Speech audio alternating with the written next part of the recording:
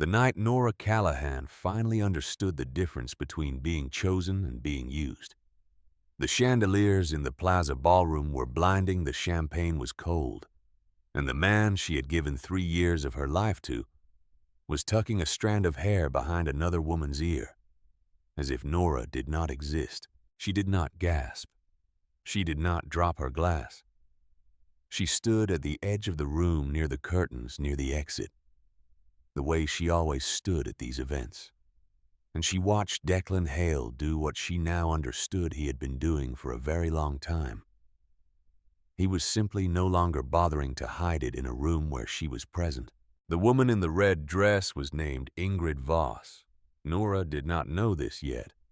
At this moment, she knew only the specific angle of Declan's head as he leaned toward her and the way Ingrid Voss closed her eyes briefly when he spoke near her ear, and the quality of that expression which Nora recognized because she had worn it herself 3 years earlier at a reception exactly like this one, when Declan Hale had stood close to her and said things that made her feel like she had been discovered. She had been 26 years old.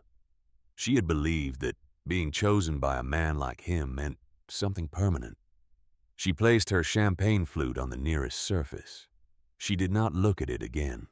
She retrieved her coat from the attendant near the door without making eye contact, and she pushed through the heavy brass doors of the plaza and stepped out onto Fifth Avenue into the middle of a November thunderstorm that had been building for hours and now arrived with no apology.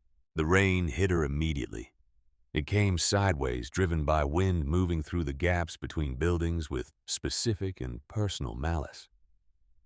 Her dress was soaked within 15 seconds.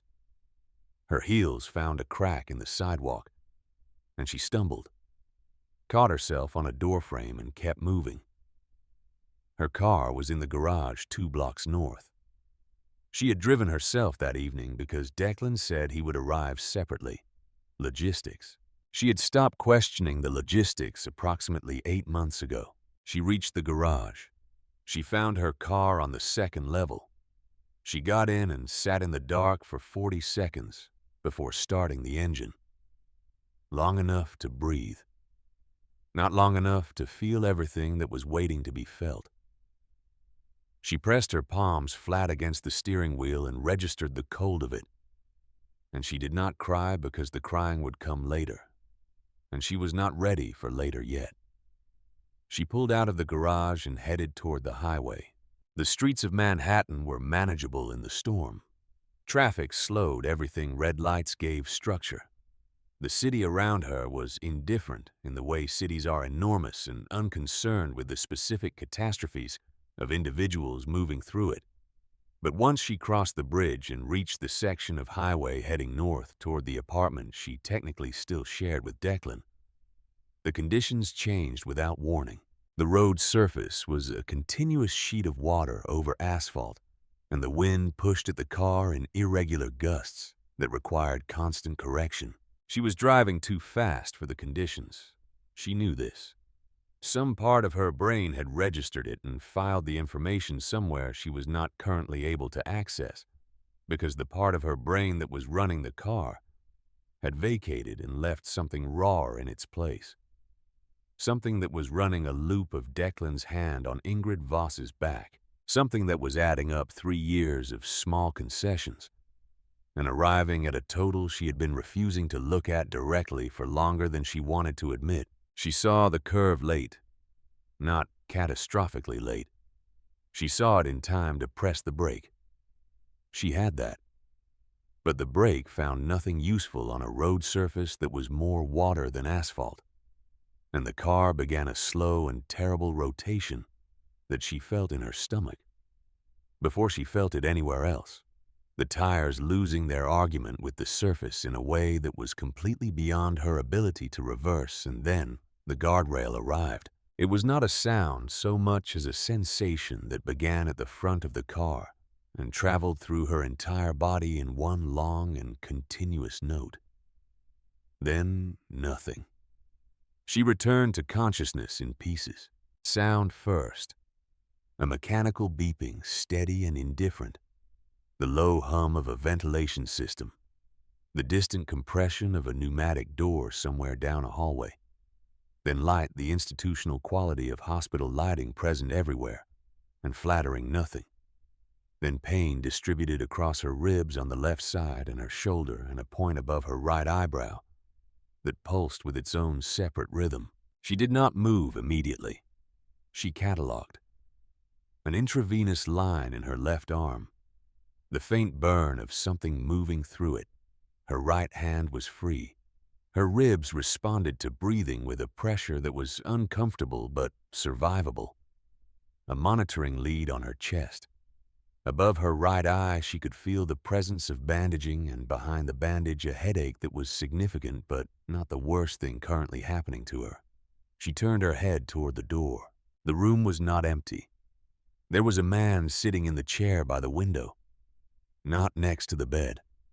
The chair by the window positioned so that he could see both the door and the bed simultaneously.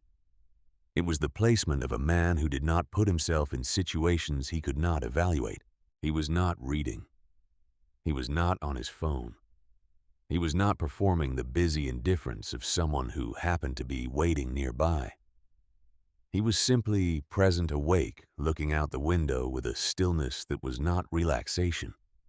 It was something contained, energy held rather than absent. He was perhaps 52 years old, though the years had not diminished him. He was built with the solidity that comes from decades of physical discipline, rather than youth, broad-shouldered hands resting on his knees with the looseness of a man entirely comfortable with his own stillness. His face was lean and deeply marked by time. And it was not a kind face in the conventional sense. It was a face that had made difficult decisions and lived inside them afterward. A face that had negotiated with hard things for so long that the negotiation had become his baseline. His suit was dark charcoal, fitted precisely, completely inappropriate for a hospital at whatever hour this was. He wore it as though he had come directly from somewhere formal and had not considered changing, or as though he was simply always dressed this way, which she suspected was closer to the truth. She knew who he was. She had seen photographs. She had heard Declan say his name in the specific way people say the names of things they are simultaneously proud of and afraid of. She had been present at 2 events in 3 years where Rowan Hale had also been present, and each time Declan had kept her away from him with a care that had seemed protective in the moment, and now seemed in this fluorescent lit room with its beeping monitors like something else entirely. "Rowan Hale," she said, not quite aloud, more like a confirmation of something. He turned from the window and looked at her. His eyes were dark and direct and entirely without the performance she had expected from a man in his position. No strategically deployed warmth, no calculated concern visible behind a mask of worry. He was looking at her the way a person looks at something they need to understand. "Are you awake?" he said. His voice was low and carried no unnecessary weight. It was not the voice of a man who needed anyone to know. He was in the room. "How long?" Nora said. Her own voice came out rough and strange. There was a head injury. They were careful. She absorbed that. Then Declan. Something shifted in his expression. Not much. A quality of control almost invisible. "Not here," he said. She turned her head back toward the ceiling. The beeping continued its indifferent rhythm. She breathed carefully around the pressure in her ribs. His message, Rowan said, was that he was occupied with something and would come when he could. She heard the precise flatness with which this was delivered. He was not offering sympathy, and he was not offering contempt. He was a man reporting a fact while being entirely aware of what that fact meant. "When was the message sent?" she said. 11 hours ago." She closed her eyes. The image returned without invitation. Declan's hand placed low on Ingrid Voss's back. The ease of his smile. the way he had been completely entirely unconcerned with Nora's presence in the same room. "Why are you here?" she said. "Police contacted the family when they found the car." Declan's number went to voicemail. "So you came." He set his hands on his knees. "Yes," he said. She opened her eyes and looked at him again. He was still watching her with that same direct attention, and she realized that he was not looking at her out of interest or sympathy or any performance of those things. He was looking at her the way he would look at anything that required his full attention, with complete presence and no editorializing. "I know who you are," she said. Something moved at the corner of his mouth. Not quite a smile. A recognition. "Nora," he said, as though confirming something he had already decided. "Declan calls you something shorter. Most people do. Would you prefer that?" She thought about it briefly. "No," she said. "Nora is fine." He nodded once the way a person nods when they have registered something and moved on. The doctor arrived 30 minutes later and spoke at length and in careful clinical language about the inventory of her damage. A hairline fracture of the 5th rib on the left side, a concussion classified as moderate severity, soft tissue damage to the left shoulder that would require physiotherapy over several weeks, the laceration above her right eyebrow which they had closed with 8 stitches and which would leave a scar that could be minimized but not eliminated. She listened to all of it. Rowan remained in his chair by the window, not participating in the conversation, but present throughout it. When the doctor left, he was still there. "You should go," she told him. "I am sure you have things." "I have things," he confirmed. "They will keep." "You do not know me." "No," he said. "I do not." He said it without apologizing or elaborating, as though the logic of his continued presence required neither explanation nor justification. And she was too tired and in too much pain to argue the point. And somewhere beneath those two things, beneath the exhaustion and the pain, she was aware that his presence in the room was performing a function that the empty chair beside her bed was not. She fell back asleep. When she woke, it was afternoon. He was gone. But on the bedside table, there was a cup of coffee, still warm, and a folded note in angular, deliberate handwriting that said, "Back this evening. The nurses have my number if anything changes." No signature. There was no need for one. She held the cup in both hands and drank it slowly, without looking at her phone, where she knew that Declan's message would eventually arrive, calibrated with the precision he had always brought to managing difficult situations, expressing just enough concern to appear genuine, without committing to anything that might require him to be present. She thought instead about a man who had sat in a hospital chair for 14 hours for a woman he did not know, and then left her a cup of coffee and a note with no performance attached to either. Declan arrived the following afternoon. She heard him before she saw him. The confidence of his footsteps in the hallway, the way he spoke to the nursing staff in that bright and performative register, that was his version of charm. The sound of a man who moved through every space, as though he had already decided it belonged to him. Then he was in the doorway, carrying flowers she had not asked for, wearing a jacket she recognized from a trip they had taken to Rome, looking exactly like himself. He entered with the energy of a man arriving to repair something. "My God," he said, looking at her face, at the bandage above her eye, at the way she was holding herself against the pillow. "Your face." "Hello, Declan." He set the flowers on the surface nearest the door, which was not the bedside table, and came to stand at the foot of the bed, rather than beside it. He looked at her with an expression she could now read with some fluency. It was the expression of a person managing a situation, conducting internal calculations, performing concern while simultaneously assessing responsibility. I am sorry I could not get here sooner, he said. The timing was complicated. I had a situation with, do not do that, she said. He stopped. I do not need an explanation. I do not want one. A moment passed.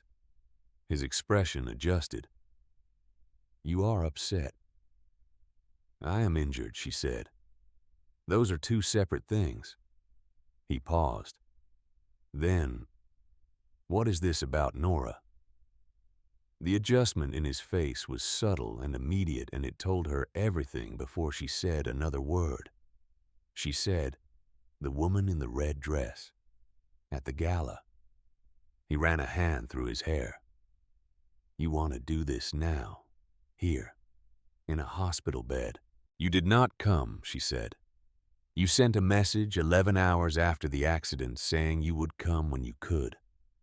And then you arrived with flowers and put them on the wrong table. So yes, now, she is a business contact, Ingrid Voss. Her family has ties to certain operations. The contact you saw was professional. I watched you push her hair back, Nora said. I know what I watched. He did not respond immediately. She had learned to read his silences. There were several varieties, and this one was the silence of a man identifying the minimum required to resolve a situation without genuinely addressing it. You misread what you saw, he said. Perhaps, she said. I have been misreading things for 3 years. I am very accomplished at it. Something hardened in his face. What does that mean? It means I drove into a guardrail on a wet highway at midnight because I could not think clearly. And you found out when you saw a message notification. And your uncle sat in that chair for 14 hours before I even woke up. She held his gaze. It means I have been trying to understand what I actually am to you. And I do not think I am going to like the answer. Declan's jaw tightened. Whatever he had prepared to say shifted when she said the word uncle. Something crossed his expression that she had not expected to see there. Not guilt, not shame, not the softening of a man confronted with his own failures. What she saw was sharper than any of those things. It was territorial. It was alert. It was the expression of a man who had just registered a threat from a direction he had not anticipated. Stay away from him, Declan said. She blinked. I mean it, Nora. He is not someone you should be spending time with. He lives in a world you do not understand. He was here because you are connected to me. That is the entirety of it. She stared at him.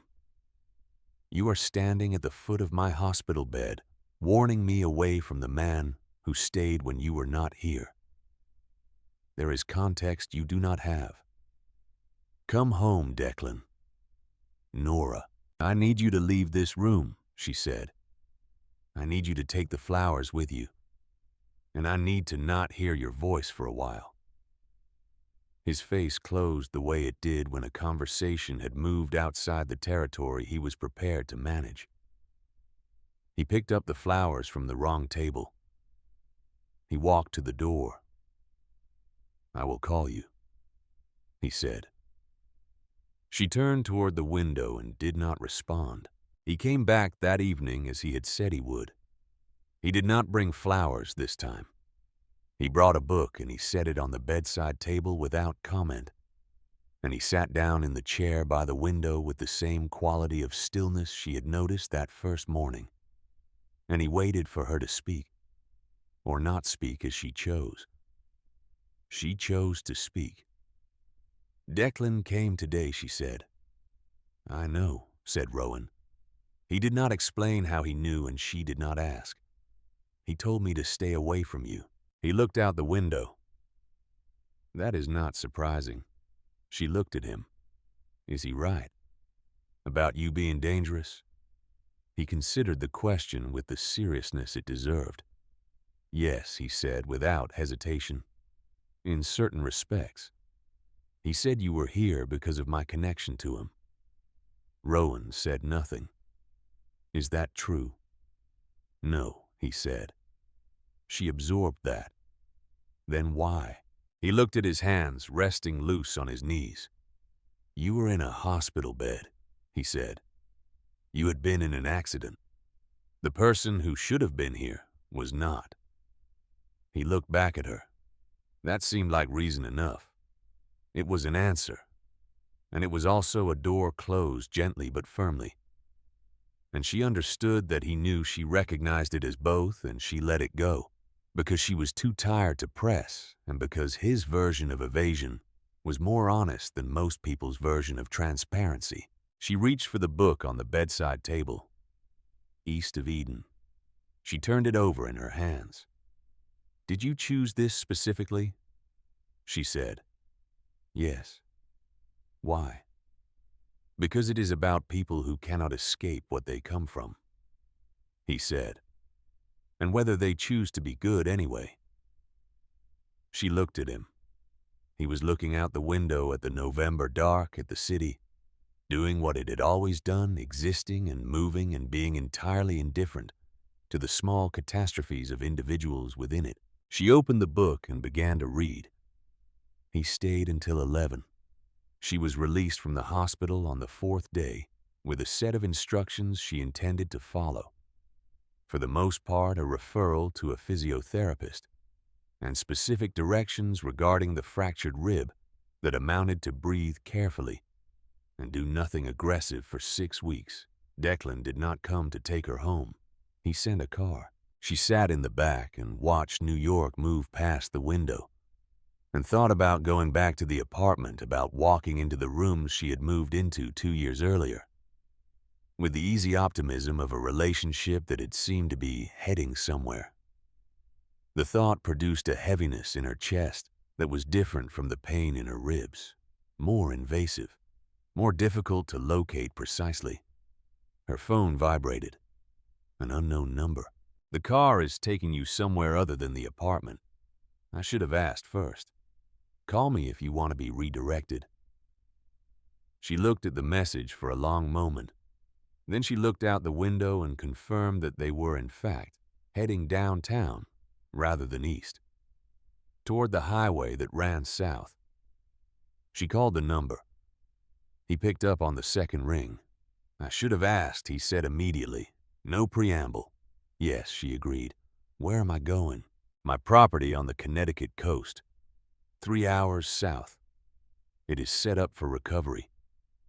The physiotherapy program can be arranged there. The apartment is not designed for a close-in recovery. The estate is. You arranged this without asking. Yes, I am asking now.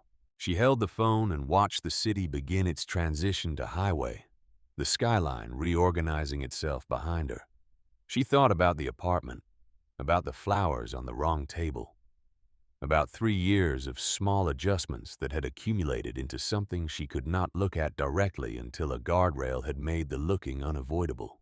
Okay, she said, but do not make me regret it, do. The silence that followed was brief and had a quality she could not entirely read over the phone. Something between acknowledgement and something heavier. I will try, he said. The estate was on the Connecticut coast, and it was the kind of house that had been built to last. Gray stone above the waterline, large windows facing the Atlantic, anchored to the rock as though it had been placed there by someone who intended it to outlast several generations of difficult weather. It was November, and the water was the color of hammered bronze, and the wind moved through the coastal grass in patterns that were almost orderly and almost random simultaneously. She arrived at dusk. A woman named Harriet met her at the door with the pragmatic efficiency of someone who had managed large houses for decades and was not particularly impressed by arrivals but was committed to making them feel welcome regardless. Her room was on the 2nd floor facing east, overlooking the water. It had been furnished with genuine thought, good light, comfortable proportions, a desk if she wanted to work, Books on the shelves that were real books, read books, not decorative objects arranged for appearance. Rowan was not there when she arrived. He had arranged the room, sent the car, and was apparently occupied elsewhere that evening. She registered this as the choice of a man who understood the difference between providing something and imposing on it. She stood at the window for a long time watching the water darken as the last of the light left the sky, and she thought about Declan's face at the foot of her hospital bed, the calculation behind his concern, the sharpness that had appeared in his eyes at the mention of Rowan's name. And she thought about Rowan's face in the hospital chair, which had not looked like a performance of anything. She had given 3 years of her life to a man who sent a car, and now she was standing in his uncle's house looking out at the Atlantic, and she did not entirely know what she was doing here, but she understood that the guardrail had changed something, had broken something open beyond the ribs it had fractured. It had forced her to confront the version of her life she had been living on autopilot, accepting the shape of things without examining whether the shape was actually what she wanted. She could not go back to the apartment and resume where she had left off. The woman who had driven into that guardrail was not the woman who was going to come out the other side. She did not know yet precisely who that woman was going to be, but she knew the form she was going to take was not the one she had been settling into.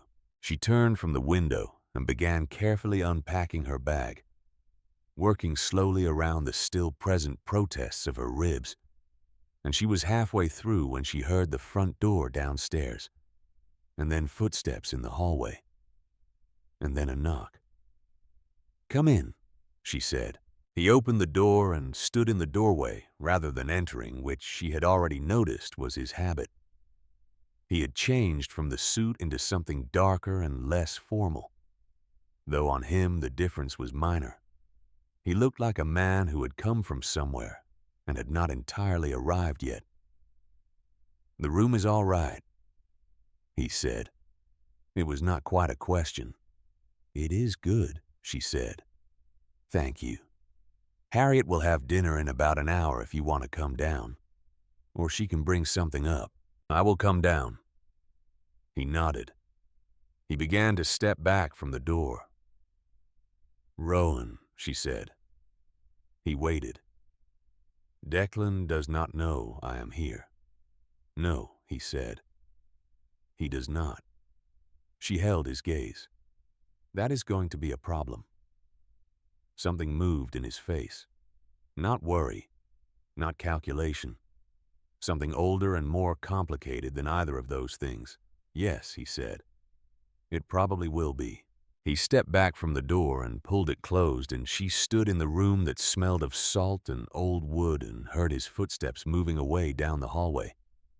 And she pressed one hand carefully against her fractured side and breathed through the discomfort, and understood that the problem he was describing was not only about Declan. She finished unpacking and went downstairs. The table in the kitchen was small. There were 2 chairs.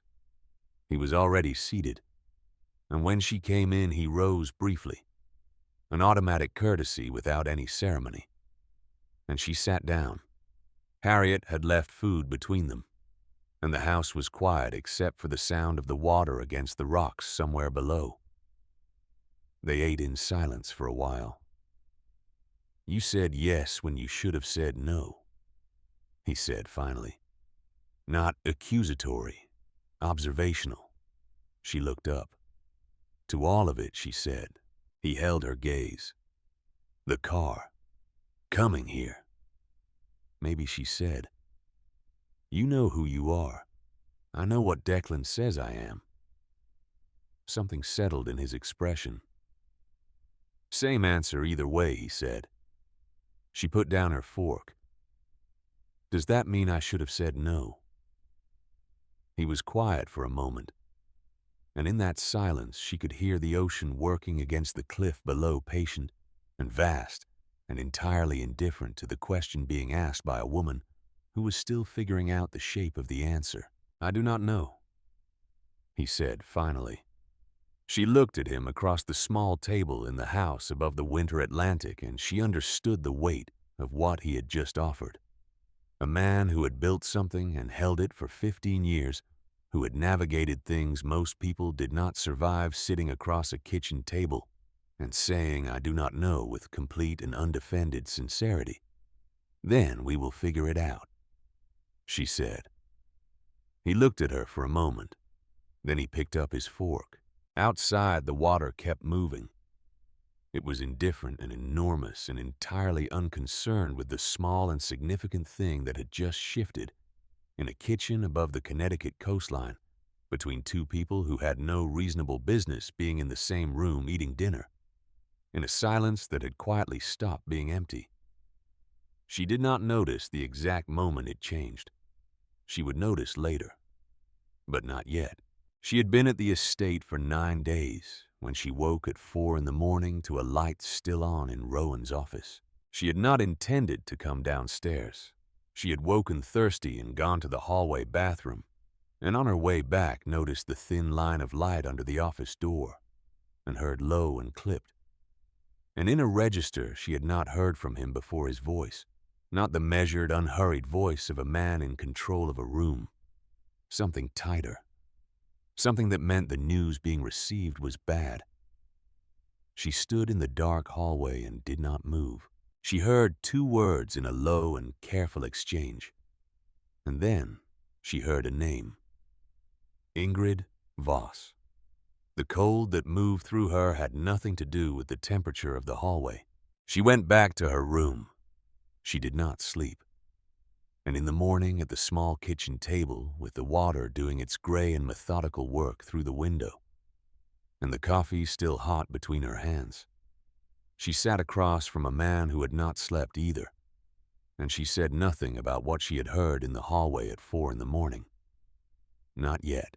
But she knew that the thing she had not yet named, and the thing that had been building quietly in the days of shared silences and small meals and the gravity of a man who stayed when he did not have to, was about to become something she could no longer pretend she did not recognize. She told herself she was being careful, that sitting across from him at breakfast and saying nothing about the name she had heard through the office door was a form of patience rather than avoidance.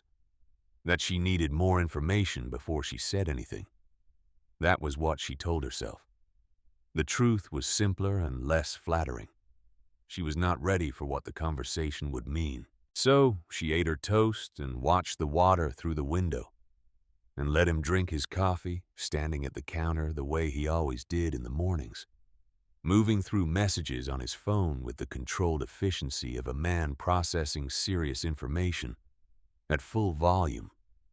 And she said nothing. He looked up and caught her watching him. "You did not sleep," he said. "I slept fine." He set his phone down on the counter and looked at her for a moment and said nothing further, which was itself a comment. She put her cup down. "Ingrid Voss," she said. His expression did not change. That was how she knew she had landed on something real. Not a flinch, not a deflection, but a stillness that meant he was deciding what he was going to offer her. "I heard her name," Nora said, "last night, around 4. I was in the hallway. I was not listening at doors. I know," he said. "So, you know." "Well, I heard enough to know." It was not good news. He turned toward her, both hands wrapped around his coffee cup. She had the sense of a conversation being decided, not whether to have it, but how much of it to give her. "Ingrid Voss and Declan have been involved," he said, romantically, "for approximately 8 months. The kitchen was quiet. Through the window, a gull worked against the wind over the water, beating forward with the stubbornness of something that had no option of stopping. 8 months, Nora said. She picked up her cup, put it down without drinking. 8 months ago was March. March was when Declan had spent 3 weeks in San Francisco on what he described as a complex acquisition that required him to be physically present. She had supported that. She had sent him a book he had mentioned wanting, a particular coffee he liked. The careful attentiveness of a person who believed they were building something real with someone who deserved it. "Did you know?" she said. "Before. I knew there was something. I did not know the extent of it until recently." "How recently?" "2 days before your accident." She absorbed that. The gull outside was still fighting the current. The wind had not changed its mind. "So when I was at the gala," she said, "watching them together, you already knew." "Yes.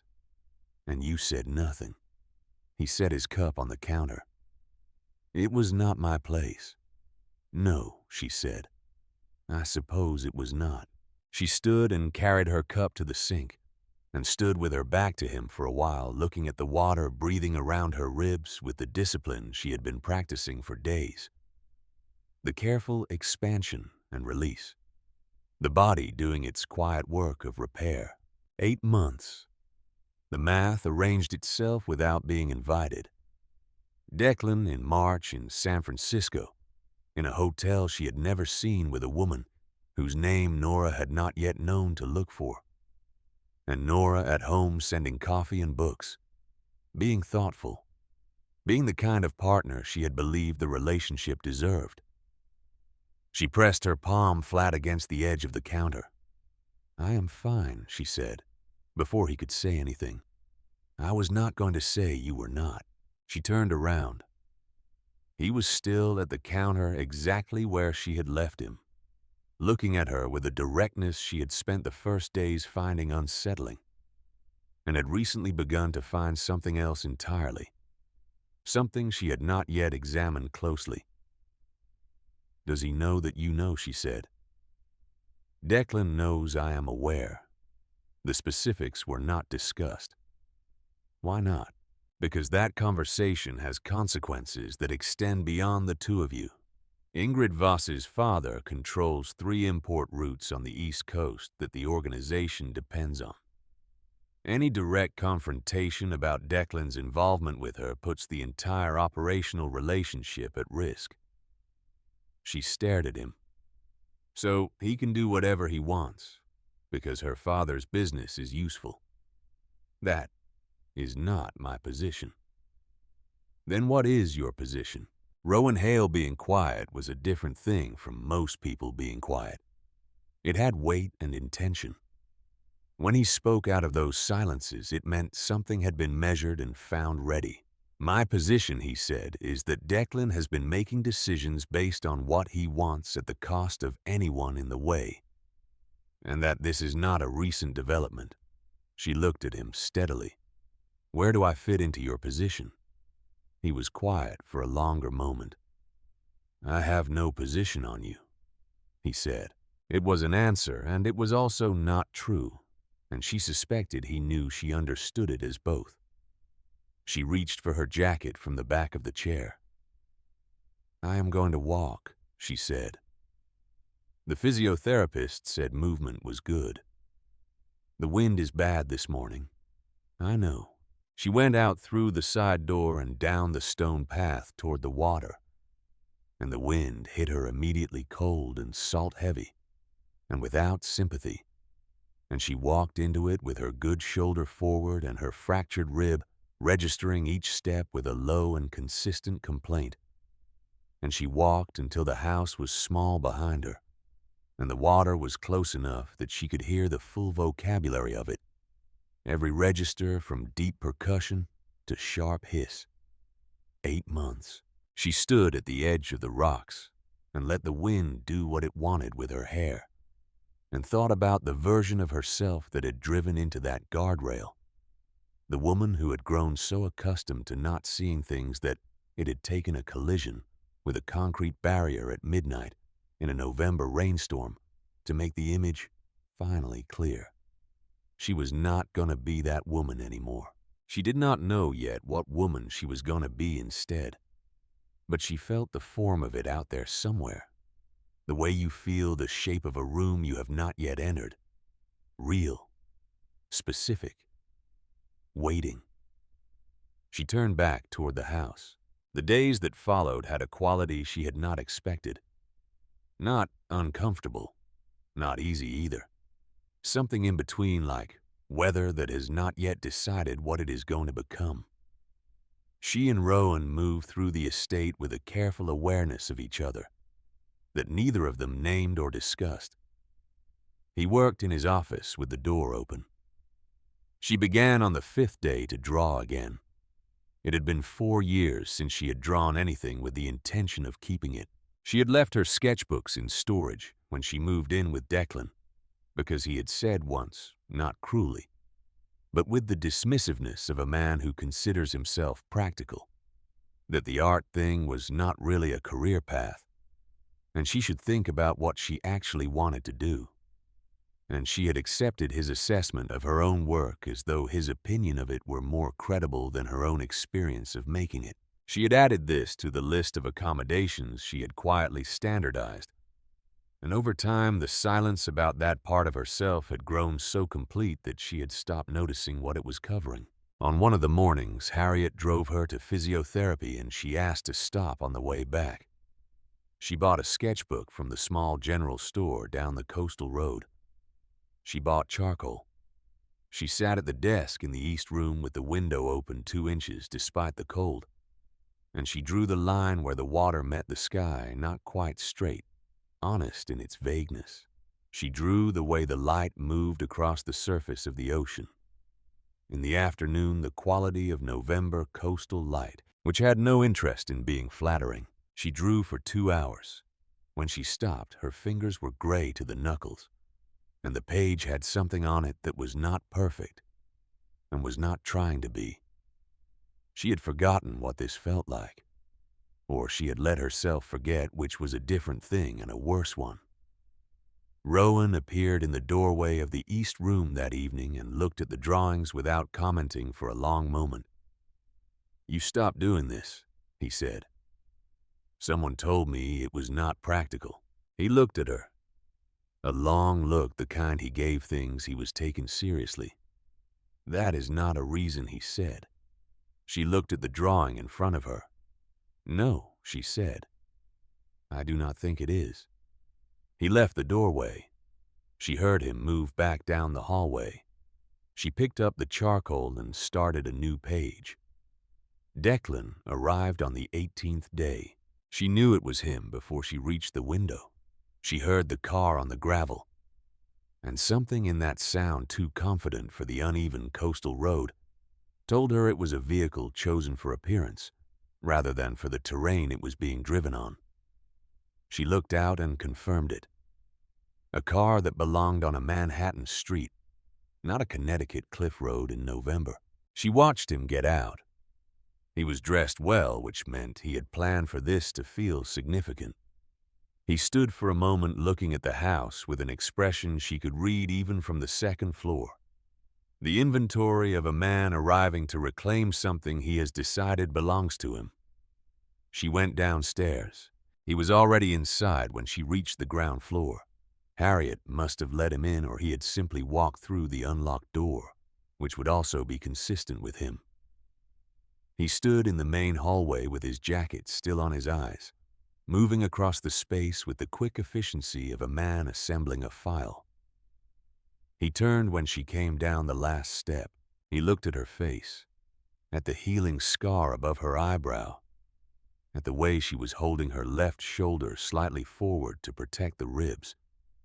And for a brief moment, the inventory gave way to something more human, something that might have been genuine. "You look better," he said. "I am getting there." He glanced down the hallway behind her. "Where is he?" "I do not know. This is his house, Nora." "Whatever you came here to say," she said, "say it plainly." She crossed her arms, careful of the ribs, and waited. His jaw moved. She could see the process of selecting an approach. Then something shifted. He looked at her with an expression she had seen perhaps 4 times in 3 years. The expression that appeared when the management of a situation collapsed, and something rawer showed through the gap. "Come home," he said. "Come home and we will work through the rest of it." There is nothing to work through. You are living in my uncle's house, Nora. I am aware of where I am. And do you understand what that looks like? His voice had taken on an edge that was not quite anger, more like pressure. The voice of a man who has decided a situation is no longer acceptable and is communicating that decision. Because from where I am standing, it looks like you had an accident, and you were vulnerable, and Rowan does not do things without reasons. I know him. You might, she said. I am not sure I know you anymore. Something moved across his face. She saw him decide to change the angle. Rowan does nothing without a function, he said. Everything he does. The coffee, the books, whatever he has made you believe is happening here. It serves something. The way Ingrid Voss served something, she said. The air in the hallway changed. His face did something she had not anticipated. He did not get defensive. He went very still, like something caught in open ground deciding whether to hold position or run. Nobody told me, she said. I worked it out. The quality of his stillness deepened. 8 months, Declan. She kept her voice level. While I was at home, while I was supportive and attentive and genuinely believed we were building something together. 8 months. It is complicated. Do not tell me it is complicated. Tell me the truth or do not speak at all. But do not stand in this hallway and manage me. He turned away, turned back. He ran both hands through his hair, and she registered that he was genuinely shaken, which was uncommon enough that she recorded it as information. It did not mean what you think it meant, he said. Then what did it mean? It started as a business matter. Her father needed reassurance. She was the connection. And then, he did not answer immediately. Declan. What happened then? Something I should have stopped, he said quietly. 3 months ago. She sat down on the bench in the hallway because her legs had made a decision without consulting her. Not something that did not happen. Not a misunderstanding. Not a chronology she had constructed incorrectly. Something that had existed, and that he should have ended 3 months ago, meaning it had continued for 5 months before that with full knowledge of what it was. Get out, she said. Nora, I need you to leave this house right now. I am not leaving you here with him. He is 30 years older than you, and he is not. She looked up at him. Her voice was entirely level in the way things are level when they are being held there by simple mechanical effort. I am a grown woman in a house that is not yours. I will leave when I choose to leave, and I will stay where I choose to stay. That is not a decision that belongs to you. He is not what you think he is. You might be right, she said, but you are not what I thought you were either. So that particular argument has very limited traction right now. His face closed. The conversation had moved outside the range of what he was able to manage, and she could see him recognize it and make the calculation that leaving was the only remaining option that preserved anything. He left. She heard his car on the gravel. She heard it reach the road and change into something faster. And then it was gone, and the sound of the water came back in behind it, filling the space his exit had left. Rowan found her 40 minutes later in the east room sitting at the window, her sketchbook closed on her knees, the water doing its slow and methodical work in the middle distance. He stood in the doorway. He is gone, Rowan said. I know. He came in this time. He sat down in the chair across from her with the deliberate quiet of a man who understood that presence and interference were two distinct things, and was committed to offering only the first. She looked at him. He told me about Ingrid, his version of it. He said it got out of hand. that he should have ended it 3 months ago. Rowan said nothing. "Were you gonna tell me the full version?" she said. "I told you what I knew. You told me what you chose to tell me." He looked at the floor for a moment before he looked back up at her. "Yes," he said, "that is true. Is there more?" He leaned forward, elbows on his knees, hands loosely linked. "The full version includes details that make Declan look considerably worse than what I told you. And I was aware that making him look worse served my interests. I did not want to use that as a lever. I wanted you to do your own accounting without my hand on the scale." She stared at him. "Your interests." He held her gaze and said nothing. "Rowan, do not ask that question yet," he said, quietly, not unkindly. "Why not?" "Because the answer changes things. And you are still in the middle of everything. You are still healing. I do not want to be another thing happening to you before you have finished dealing with the last one." He stopped. Something moved in his expression that she had not seen before. Something less contained than his usual register. The surface of something larger underneath. She looked at him for a long time. The light in the east room was going. The afternoon closing the way November afternoons on the coast. Close quickly and completely gray, settling over everything like a decision. "What if I asked anyway?" she said. His hands tightened slightly where they were linked. The only visible sign of anything. "Then I would tell you," he said, "that I have been aware since approximately the 3rd day in the hospital that there was something here I needed to be careful about. And that being careful about it has become progressively more difficult. And that I am aware of how unreasonable that is, and that being aware of it has not made any difference." She held his gaze. The room was almost dark now. Neither of them moved to turn on a light. "Declan's uncle," she said.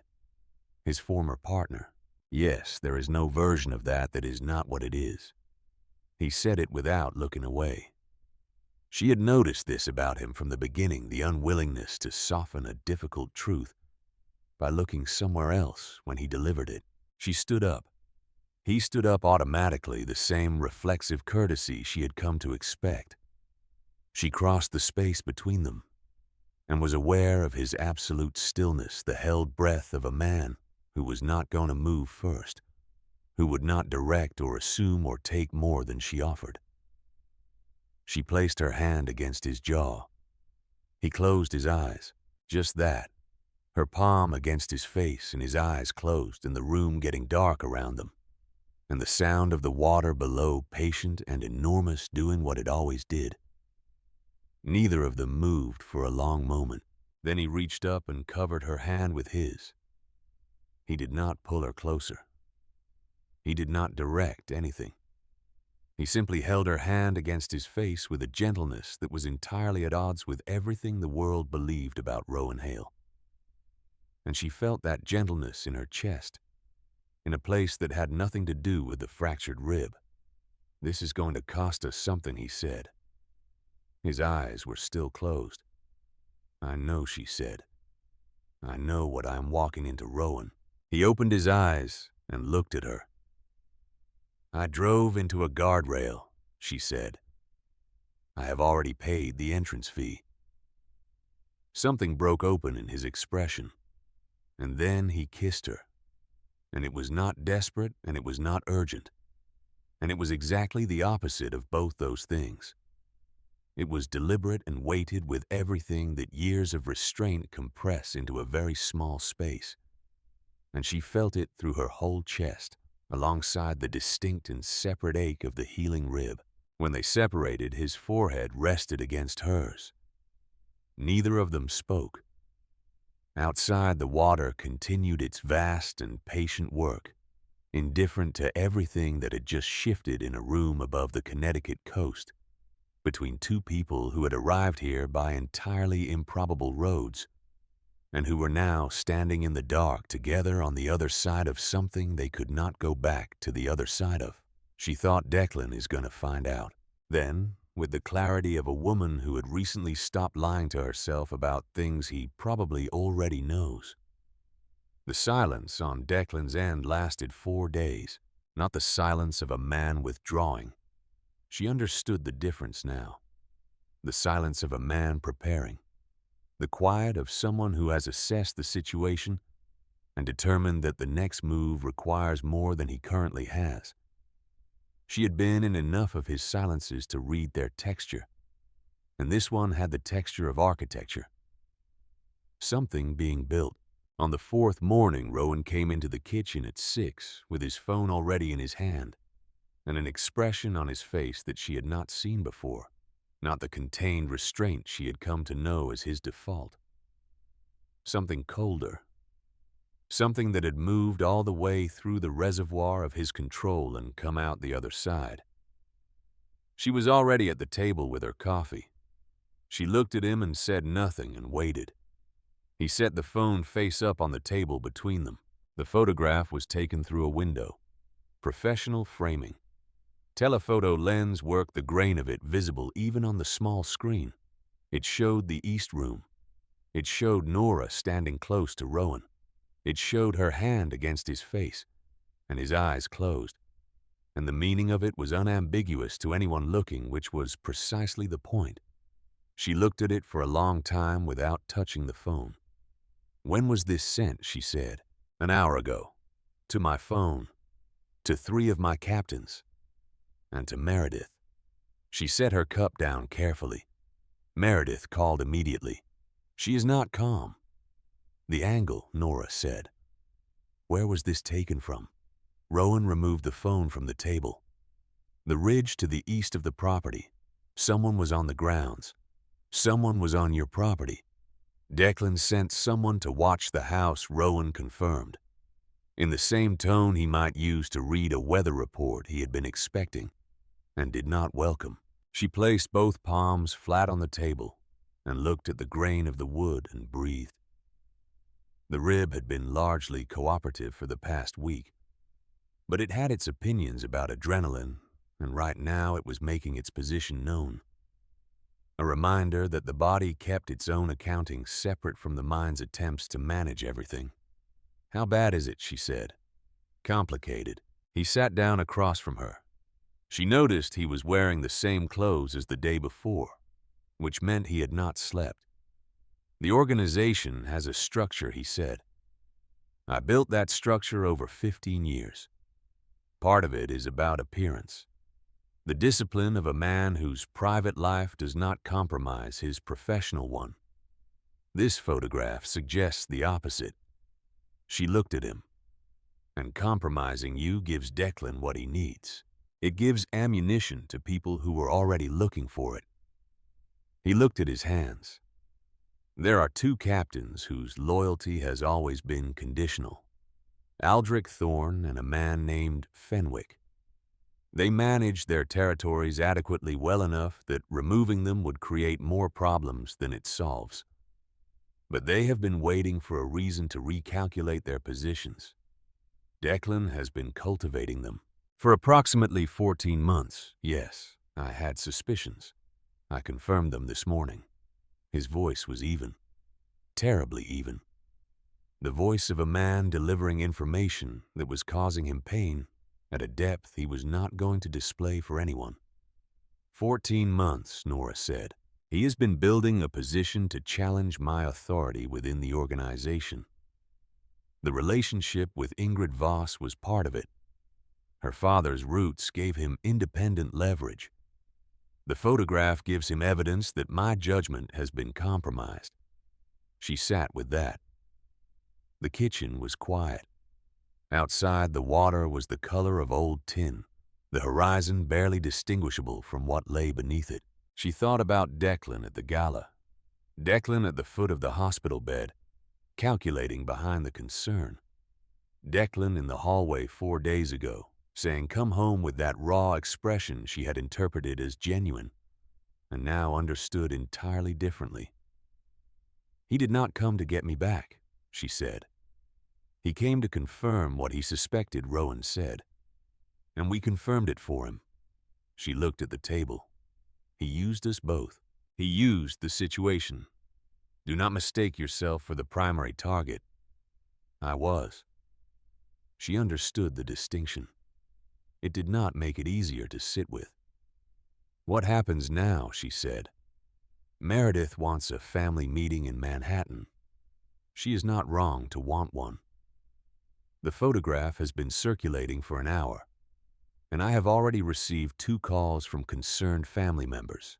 Concerned meaning angry, meaning afraid. Fear is what moves people in this family." He met her eyes. Fear of instability, fear of exposure, fear of losing what they have built.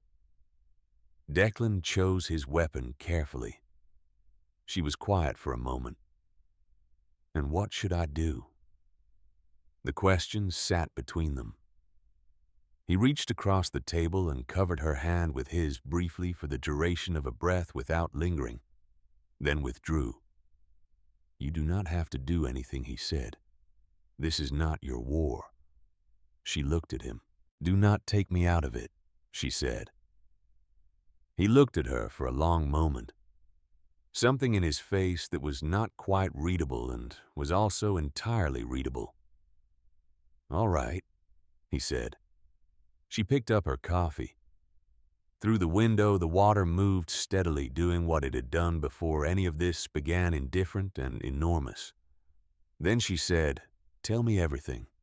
Not the version you were managing. Everything." And he did.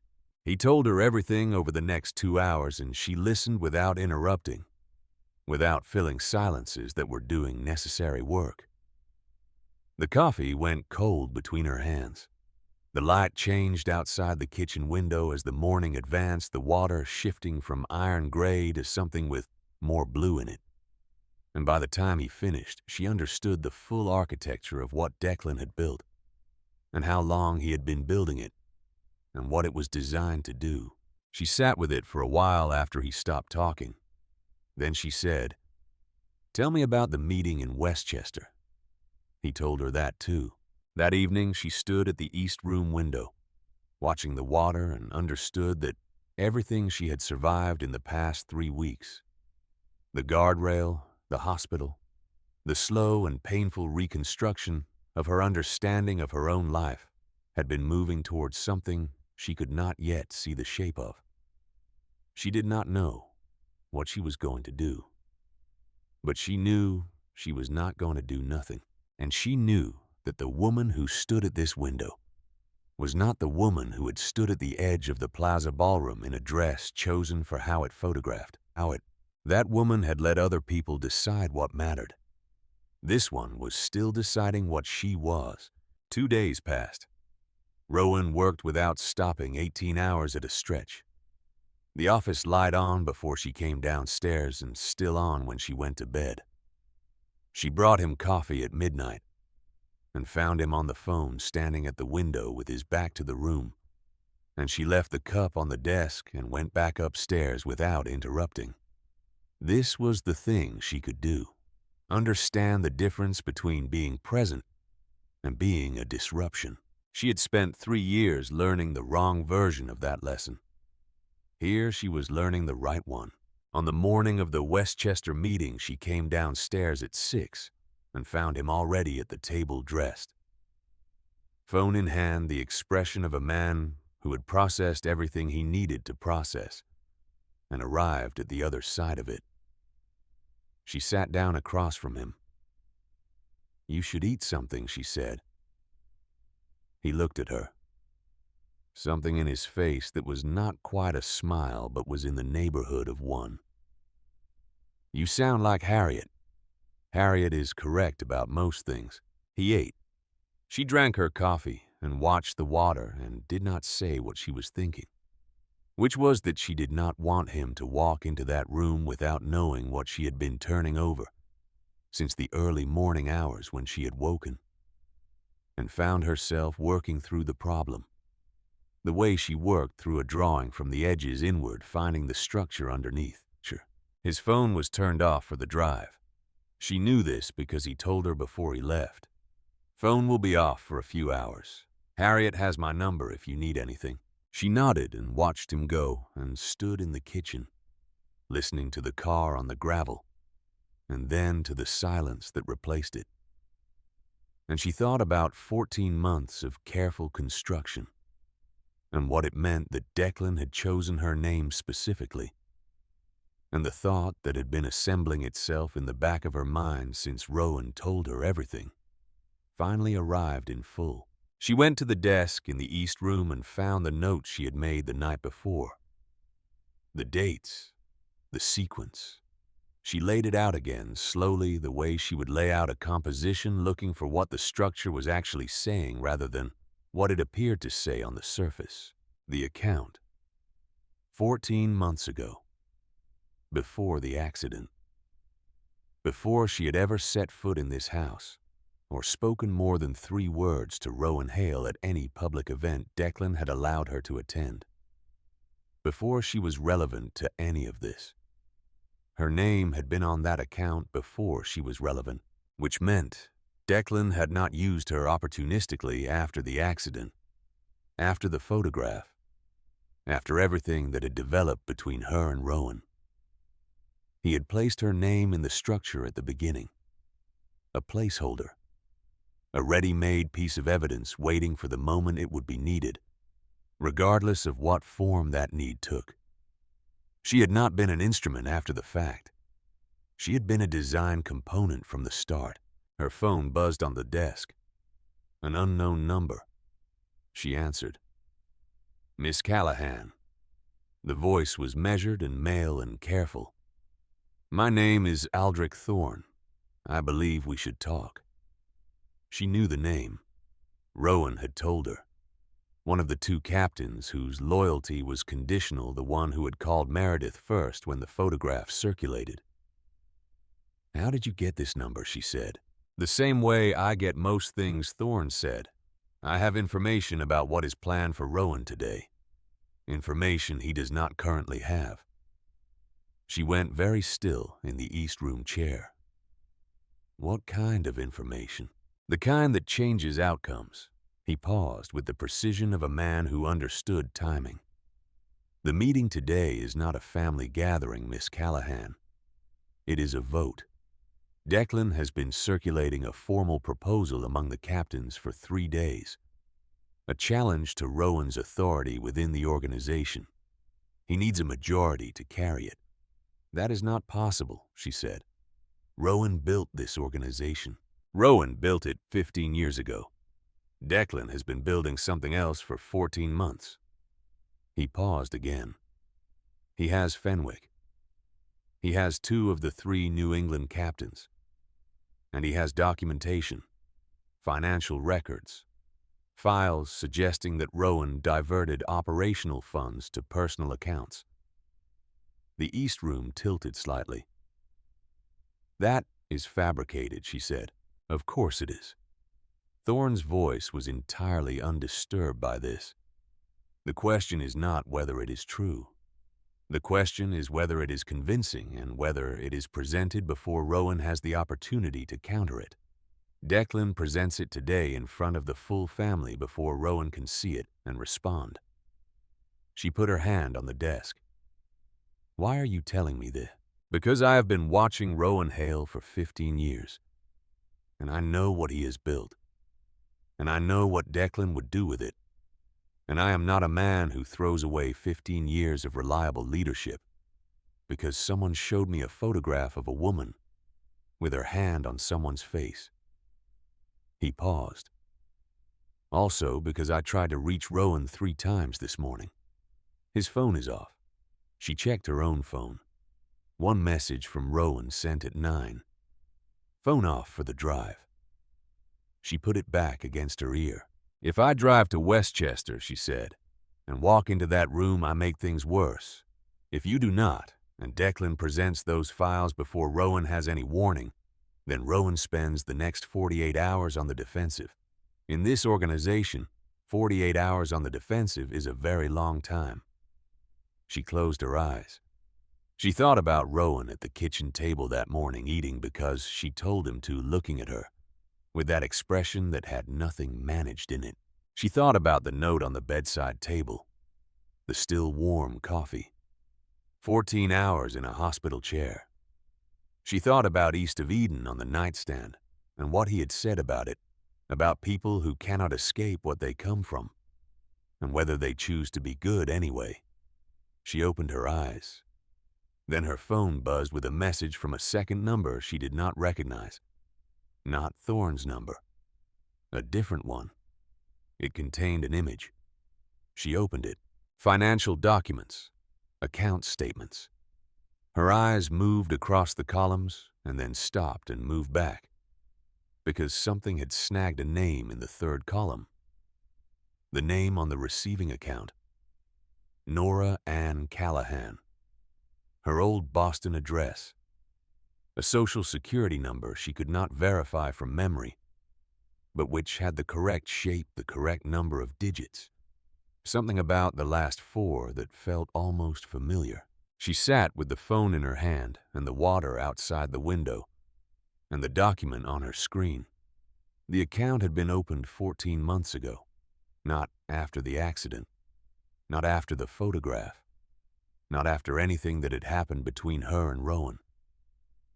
14 months ago, before any of it, before she was anything more than Declan's partner at public events from which she was carefully kept at a distance from his uncle. He had not needed her to actually do anything. He had not needed her to be guilty of anything. He had only needed her name on a document, her address, her social security number, all of which Declan's legal team could access through data brokers whose records were used routinely for legitimate transaction work. He had needed a name that belonged to someone with no prior connection to the organization, no alibi, no way to quickly prove her own ignorance, and no standing in the room where the accusation would be made. She was not going to be a bystander to this. She called Rowan's number. It went to voicemail on the first ring. His voice brief and entirely without performance, asking her to leave a message. She kept her own voice level by a significant effort of will. "Do not let Declan introduce anything until you speak with me," she said. "I know what is in the documents. I know what they did with my name. Call me the moment you can." She ended the call. She sat for 10 seconds. Then she picked up her keys. The drive to Westchester took 40 minutes, and she made it with the heat off, because she needed the cold to keep her thinking clear. Her hands were steady on the wheel. The rib was quiet for once, or she was not paying attention to it, which was effectively the same thing. She rehearsed nothing. There was nothing to rehearse. She knew what she was going to say, and she was going to say it, or the whole thing was going to happen without her. And she found she was incapable of allowing that. The Westchester house appeared at the end of a long private road, lined with bare November trees, gray and skeletal against a sky the color of old iron. It was large and impassive, and carried the weight of a building that had witnessed serious things for a long time. There were 8 cars in front. She parked at the end of the line and sat there for exactly 10 seconds. Then she got out. The front door was unlocked, which meant security was inside rather than at the perimeter. She pushed it open and went in. Voices reached her from the back of the house. She followed them down the hallway, past rooms she had never been in, through a set of doors that opened into what had once been a formal receiving room, now repurposed for exactly this kind of occasion, too large for daily life and carrying precisely the right weight for a family that needed to look at itself. She opened the door and stepped in. 14 people. She took them in quickly. Faces she had never seen. Faces she recognized from the 2 events she had attended in 3 years where Declan had allowed their worlds to briefly overlap. Meredith Hale against the back wall arms crossed an expression of compressed fury. There was also something else underneath it. 2 men by the window she identified as Thorne and Fenwick, respectively by their positions and by the tension between them. And in the center of the room, standing at a table on which documents were laid open, facing outward, was Declan. He saw her at the same moment she saw him. His face went entirely empty. She had never seen it do that. Every expression she had ever seen on Declan Hale had been a managed one, chosen, and placed with some calculation behind it. This was none of those things. This was the face of a man whose plan had just developed a variable he had not modeled and had not prepared for. Rowan stood to the left of the table. He turned as the room's attention turned to her, and when he saw her, his expression moved through several things in rapid succession. Recognition, assessment, and then a focused stillness that was not surprise. He had heard the voicemail. She knew it from his posture, not the posture of a man caught unprepared, but of a man who had been warned and was watching to see what the warning was going to do. The room was silent. Someone said, "Who is this?" The tone was not welcoming. She walked to the table. No one moved to intercept her, partly because Rowan had not moved, and the quality of Rowan's stillness in a room communicated things that did not require language. She looked at the documents on the table, the same as the image on her phone. Financial statements, account numbers, her name in the third column formatted and printed for a room full of people who were supposed to see it and draw the obvious conclusion. She looked up. "My name is on this document," she said. Her voice was steady, which cost her something measurable. "I want everyone in this room to know that I became aware of this material approximately 90 minutes ago. I have never held access to any account connected to this organization.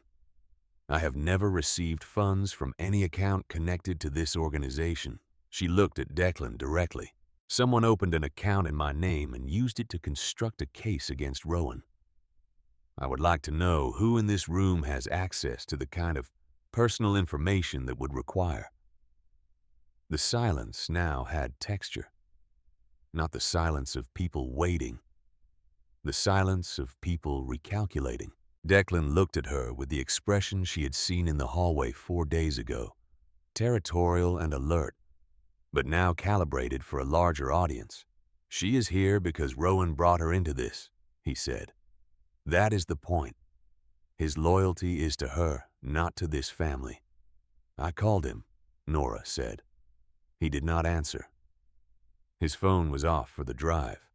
Declan's jaw worked. "I left a voicemail." She held his gaze. "Check it. It is time-stamped. You will see exactly when I called and exactly what I said." Rowan lifted his phone from the table. He held it out toward the room without speaking, the gesture of a man who had nothing to conceal and was finished with pretending the question was still open. Nobody took the phone. The offer itself was the statement. She kept her eyes on Declan. "This account was opened 14 months ago," she said. She kept her voice measured, the way she kept her hand steady when the charcoal needed to be exact. "That is not a coincidence of timing. 14 months ago is when you began building your position. You needed a name. You needed someone with no prior connection to the organization. Someone who could be presented as the vector by which Rowan had been compromised. Someone who would have no standing in this room and no way to quickly prove their own innocence." She paused. "You chose my name before I was ever relevant to any of this, before I had spoken more than 3 words to Rowan at any event, which means this was never about what happened between us at the estate. I was not an opportunity. I was a component, designed and placed before you had any reason to believe I would be useful." She let that sit. The room had stopped breathing. Declan's expression moved. Beneath the management, beneath the calculation, beneath 14 months of careful construction, she saw what was actually there, what had always been there. It was not ambition in its pure form. It was resentment. The resentment of a man who had spent his adult life in the shadow of someone who had not tried to overshadow him, and had done so simply by being what he was. "Explain the date the account was opened," Rowan said. His voice in that room had a quality different from any other voice in it, quieter than she expected, and for exactly that reason more present. 15 years of that voice in that room meant it displaced something when it arrived, the way a stone displaces water without trying. Declan looked at his uncle. The management fell away completely. "You want to talk about dates," he said. "Let us talk about 15 years. He was not shouting. His voice had the vibration of something under sustained pressure. "You have been running this family for 15 years, and half of what we could have taken you left on the table. Half the territory we could have held, you chose not to hold. Because you had lines. Because you needed people to see the reasonable man." His voice was rising now. "I watched you leave money behind. I watched you retreat from positions we could have kept. I watched you make this thing smaller and quieter and more legitimate year by year. And all of it was so you could eventually hand it to someone outside the family. Someone who would dismantle everything we built." He stopped. His chest was moving. "And you are here because of her. A woman you met 6 weeks ago in a hospital bed." Rowan said his nephew's name. He said it quietly in the voice of a man who had known this person since he was born, who had watched him grow into something complicated and painful, and who was not going to pretend otherwise, even now. "Declan." His voice had gone below the level where volume was necessary. "The quieter you were in a room like this, the more people had to stop and listen. Look at what you just said." The room was absolutely still. Declan stopped. He looked around. He looked at the faces. Meredith against the wall. Controlled fury layered over something older and sadder. Thorne, who had moved without Nora noticing when to a position closer to Rowan's side of the room. Fenwick, who had moved to a position closer to the door. He looked at the document on the table. She watched him understand that the room had shifted. Not catastrophically. Not yet entirely. But the weight had changed the way weight changes when a tide turns, and Declan Hale understood momentum better than almost anyone she had ever met. And she could see the moment he recognized that his had broken. "Explain the date," Rowan said again. One more time, with the same quiet. "If that account was opened legitimately for any reason that makes sense, you can explain the date. If you cannot, then everyone in this room can follow the calculation themselves." Declan looked at his uncle, and she saw it then. The thing beneath the resentment. The thing that had been driving all 14 months of careful construction. It was not hatred. It was grief. The grief of a man who had wanted something from someone for a very long time, and had finally decided that wanting it was not going to make it arrive. "You were going to give it away," Declan said. His voice had cracked slightly on the last word, a fracture at the surface. The whole thing. To someone clean. Someone outside. "I watched you make it smaller for 15 years because you wanted to hand it to someone who would take it apart entirely." Rowan looked at his nephew for a long time without speaking. When he finally did, his voice was low enough that only Declan could have heard it clearly. "That was never what I was doing," he said. "And somewhere you know that." Declan's hand moved to the inside of his jacket. The room reacted before Nora's brain fully processed what she was seeing. Meredith moved. Someone near the back wall moved. Thorne moved fast with the speed of a man trained for exactly this possibility.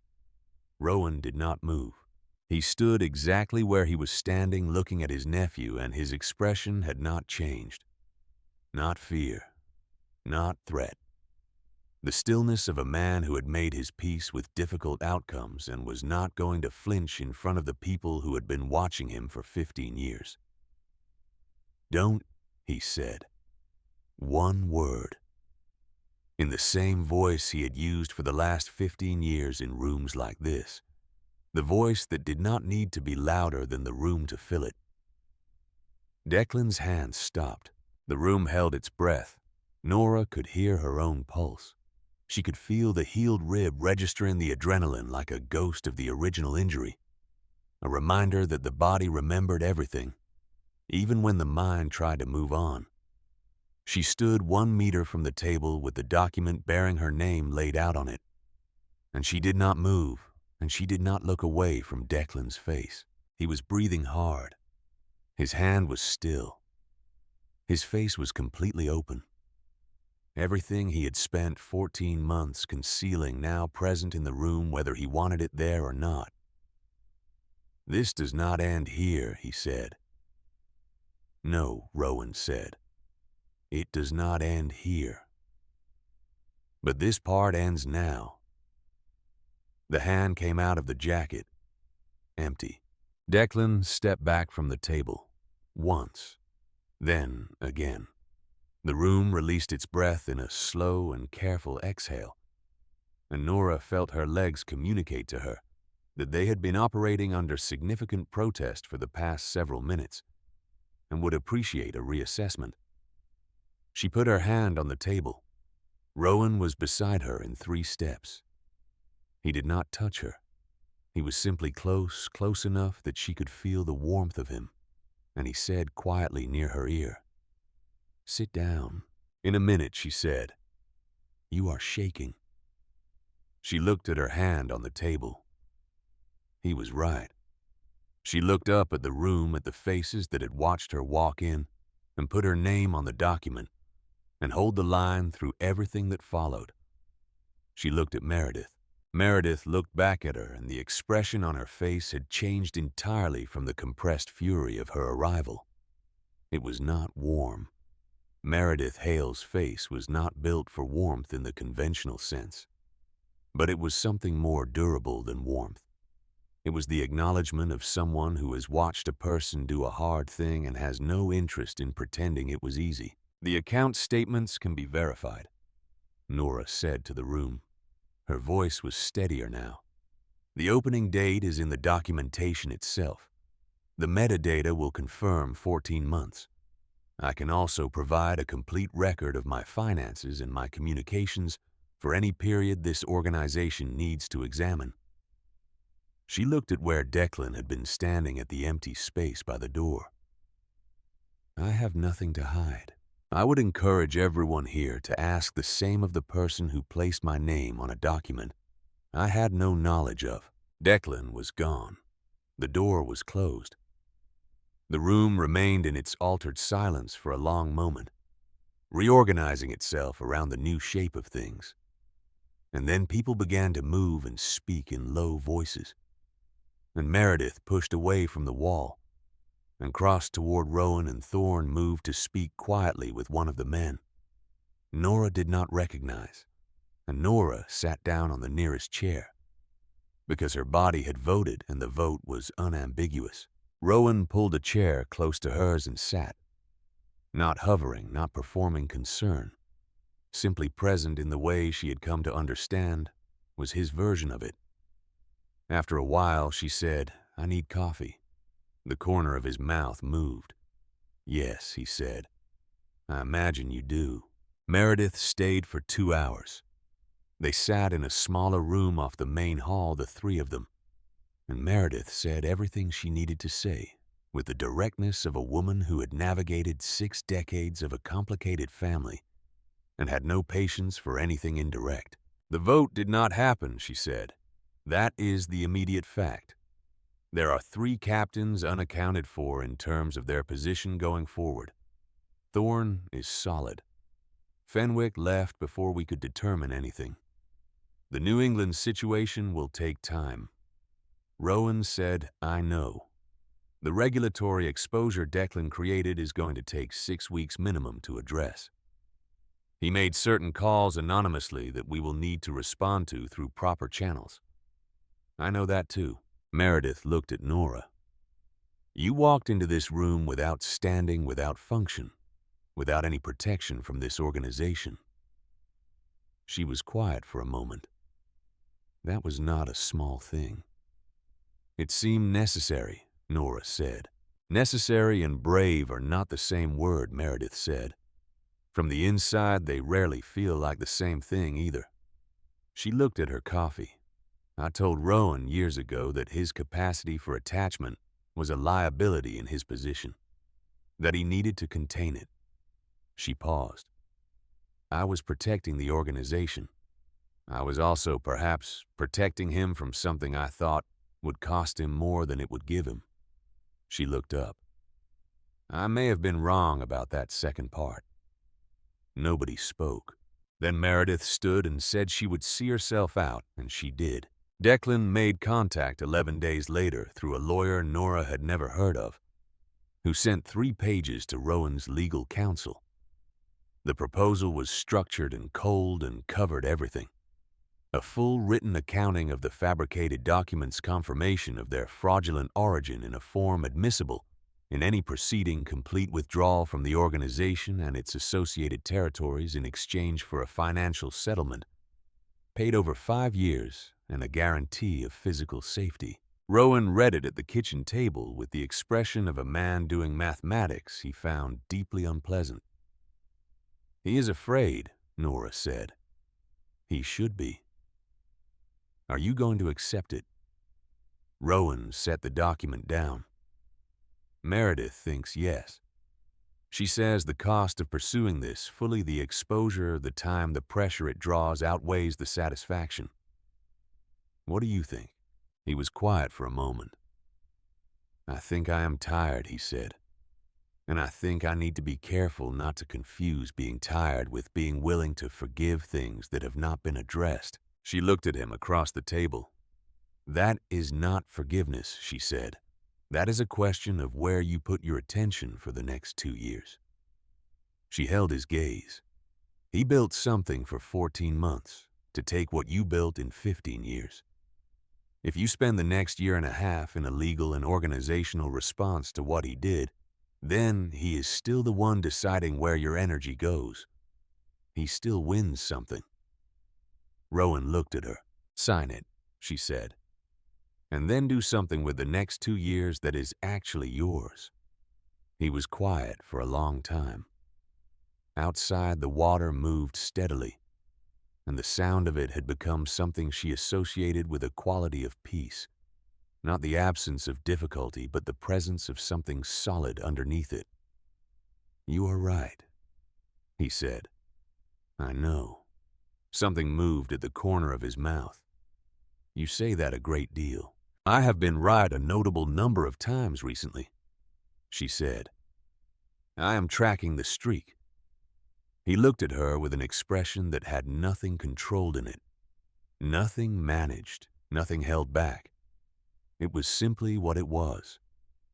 A man looking at the person who had driven 40 minutes with the heat off and walked into a room she had no reason to walk into, and stood in front of people who had no reason to listen to her, and said what needed to be said. The settlement was signed 4 days later. Declan Hale withdrew entirely from the organization. The written accounting was produced and notarized and filed. The financial arrangement was structured over 5 years with conditions that Rowan's lawyers had crafted, with the precision of people who understood what the word terms actually meant. The weeks that followed were not simple. She had not expected them to be. The regulatory attention Declan had drawn required careful management. The Northeastern Territories needed restructuring. Meredith oversaw the legitimate holdings with the efficiency of a woman who had been waiting for an obstacle to be removed and was prepared to move immediately. Thorne proved himself in the reorganization. Fenwick did not. Nora worked. She finished the 3rd sketchbook and started a 4th. A gallery in New Haven reached out after a photograph of her coastal series appeared on a small arts platform she had almost not posted to. She replied, and they had a conversation. And by early December, there was a February show being planned, small and specific, and entirely hers. One afternoon, Rowan came home and found her at the East Room desk with charcoal to her wrist and 3 completed pages, and an expression he had apparently never seen on her before, because he stopped in the doorway and looked at her in a way that was different from all the other times he had looked at her. "These are good," he said, coming to stand behind her, looking at the drawings. "Yes," she said, "they are." He looked at her. The slight adjustment in his face at her complete absence of self-deprecation was something she filed quietly. "You should show them," he said. "Not just the gallery, the body of work. Find someone who knows what to do with it." "Okay," she said. "Just that. No qualifications. No logistics assessed. No practical considerations raised. The simple agreement of a man who understood the difference between supporting something and managing it." She turned back to the page. He pulled the corner chair in close to the desk and sat with his phone and worked in the same space as her. And the silence between them had the quality of 2 people who no longer needed to fill the distance between them with sound. Meredith arrived at the estate 2 weeks before Christmas, without announcing herself, which Nora had learned was simply how Meredith arrived places. She did not signal her approach because she did not want her arrival shaped by the anticipation of it. She appeared at the kitchen door on a Tuesday afternoon in a coat that was excellent, and an expression that was her standard combination of assessment and reserve. Harriet made coffee. The 3 of them sat at the kitchen table. Meredith looked at Nora for a moment. Then she said, "You changed something here." "Several things," Nora said. "I mean in him." Meredith's chin indicated the house, the man somewhere within it. "He is less alone." Nora considered that. "Yes," she said. Meredith turned her coffee cup in her hands once. "The organization is stabilizing. The regulatory attention should resolve in another 6 weeks. The Northeastern restructuring is moving faster than I expected," Rowan told me. Meredith looked at her directly. "He tells you things. Relevant things." She met Meredith's eyes. "I do not ask for more than that." Then Meredith said, "I told him years ago that what he was capable of feeling was a disadvantage in his position. I told him to contain it." She looked at her cup. "I was protecting the organization.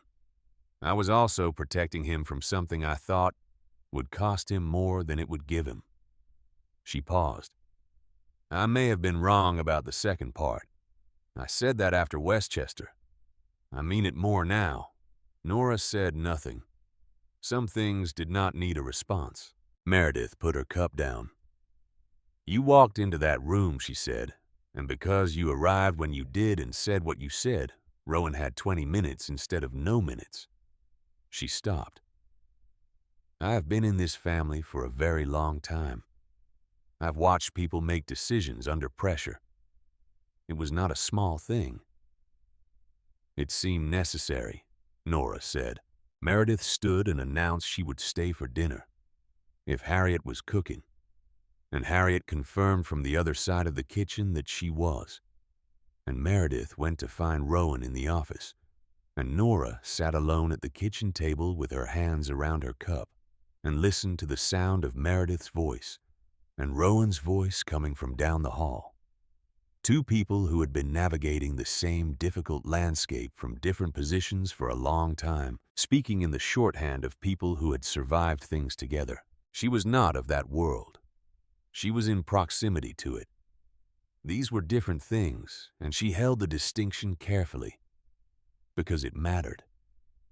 She was not going to absorb the logic of that world as her own. She was not going to let the pull of it eliminate the specific weight of who she was and what she was becoming. She had worked too hard for the version of herself that was now emerging, the woman with charcoal on her hands and a February show. and 4 sketchbooks on the desk to give any of it up to the ambient pressure of proximity to power. She finished her coffee and went back to the East Room and drew until dinner. Christmas was quiet in the way that quiet can be a gift rather than an absence. They were alone at the estate, which was not something either of them had planned, and which turned out to be exactly right. Meredith had her family in the city.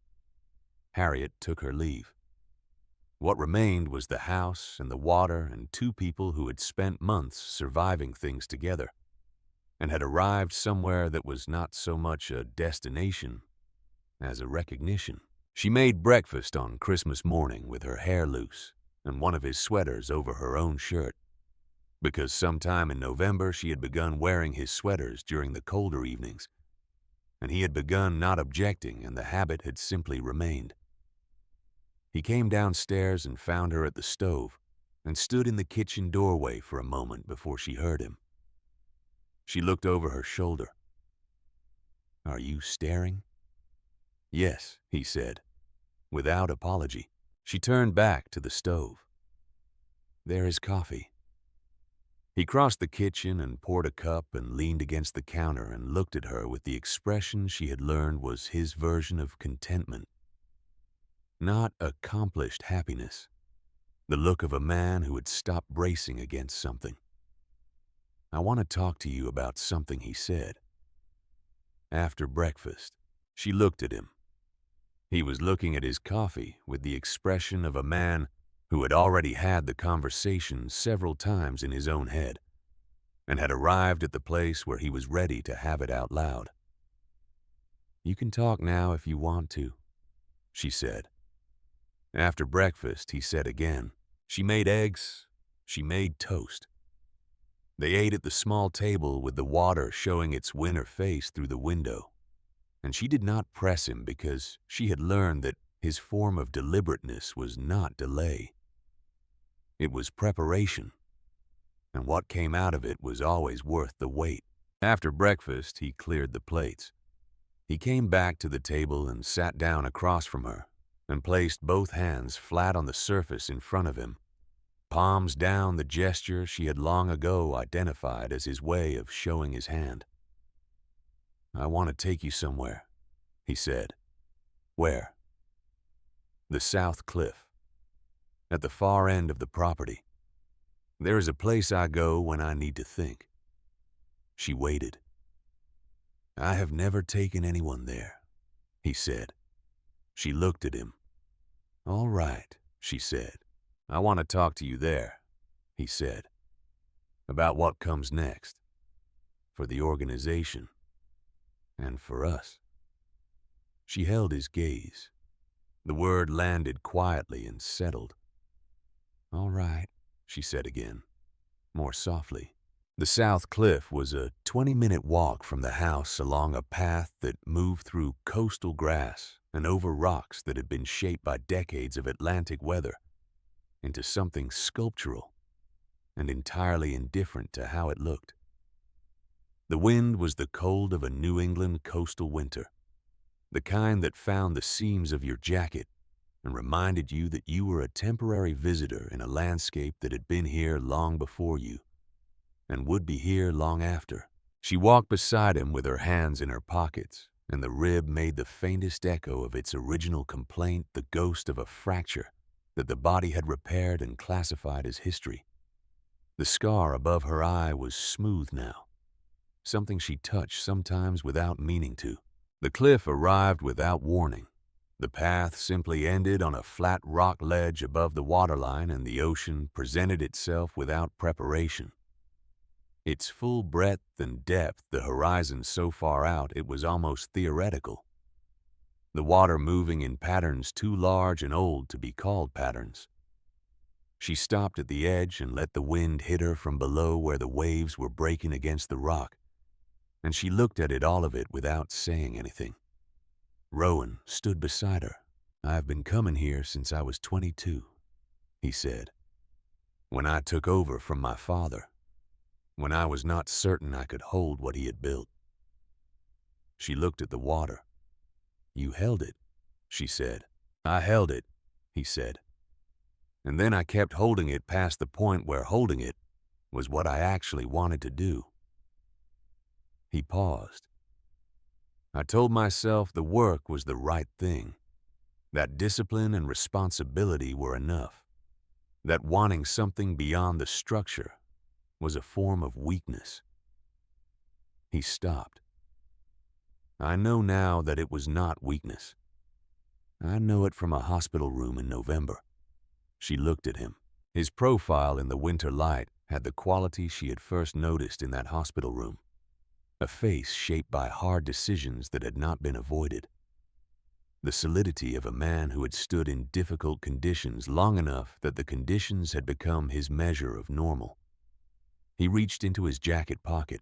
He held a ring between his fingers, not presenting it formally, holding it so that she could see it, the winter light catching the edge of it. Something simple and carefully made, the kind of thing that had been chosen rather than selected. She understood that he had gone to the jeweler 6 weeks ago, 12 days after Westchester. In the middle of the organizational crisis, working 18-hour days, he had found the time to do this.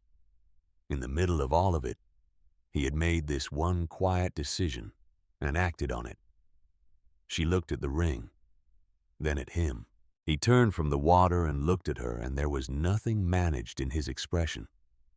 No strategy, no performance, no part of it designed for anyone else to see. It was a man at the edge of a cliff in December, with the only person he had brought to the place he went when he needed to understand what he actually thought. I am not going to list the complications, he said. You know them. You have been living inside them alongside me. He paused. What I want to say is that I have been coming to this place for 30 years, and there is no longer a version of it that exists without you in it. There is no longer a version of any of it. She looked at him for a long time. The wind moved between them. The water continued its immense and patient work below. She thought about this guardrail. She thought about the hospital ceiling and the still warm cup of coffee on the bedside table. She thought about East of Eden and the small kitchen table and a man who had told her the truth at the cost of his own position, every time she had needed him to. She thought about the East room and his forehead against hers, and the words, "This is going to cost us something," spoken with full knowledge of what they meant. She had already paid the entrance fee. She had told him that night. And standing here now, she understood she had meant it more than she knew at the time. She thought about Westchester and 40 minutes with the heat off and walking into a room she had not been invited into because the alternative was waiting at a distance while something important happened without her. She thought about charcoal on her hands and February and 4 sketchbooks on the desk and the quality of silence between two people who have stopped needing to fill it. She reached out and took the ring from his fingers. She looked at it in her own hand. Yes, she said. He was still. You were going to ask, weren't you? She said. Something opened in his face. The expression the rest of the world had apparently never been given access to. The unguarded version. The one that had been behind the hospital chair and the coffee and the book. And all 14 hours of it. Yes, he said. I was going to ask. Then, yes, she said. To everything you were going to ask. He took both of her hands in his and held them. And she moved closer to him. And they stood at the edge of the south cliff with the water below, and the winter sky above, and the wind moving through the coastal grass behind them in patterns that were almost orderly and almost random. And the sound of the waves breaking against the rock below was the sound of something that had been doing this for longer than either of them had been alive, and would continue doing it long after every difficult choice they had made had been absorbed into the ordinary sediment of a life lived with full knowledge of its own motion. She handed the ring back to him. He understood. He took it and placed it on her finger with a care that had nothing ceremonial in it, and everything sincere, the care of a man handling something that genuinely mattered. She looked at it on her hand. "How did you measure?" she said. "One of your rings," he said. "The dish in the East Room." She thought about that. The image of him in the middle of all of it. The organizational crisis, the restructuring, everything being held together by his quality of stillness. Pausing in the middle of an 18-hour day to pick up one of her rings from the dish by the East Room window and take it to a jeweler who had known him for 40 years. She placed her hand against his jaw, the same gesture she had made in the East Room months ago. The gesture that had started all of it. He closed his eyes in the same way, and she stood on the cliff in December and felt the cold and the wind and the ghost of the healed rib, and understood that this was not a resolution. Resolutions implied that what came after would be easier. This was a foundation. Solid not because the difficult things were behind them, but because they had learned what the other was made of in conditions that did not allow for pretending. She had driven into a guardrail. She had walked into a room full of her own name being used as a weapon. She had sat at a kitchen table at 6 in the morning and said, "We will figure it out," to a man who had the honesty to say, "I do not know." None of it had been easy. But she understood now that easy had never been the thing she was looking for. She had been looking for real, for the kind of ground that held when you put your weight on it.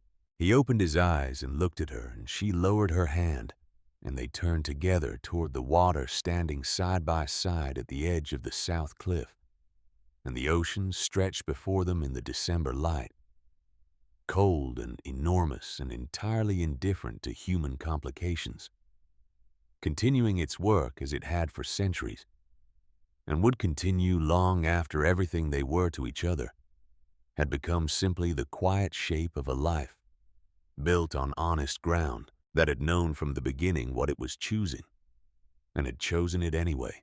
She slipped her hand into his. He held it. The wind moved through the coastal grass behind them. The waves broke against the rock below each one, traveling its full distance from somewhere far out at sea, arriving completely spending everything it had at the end of the long journey. Nothing held back. They stood until the light changed.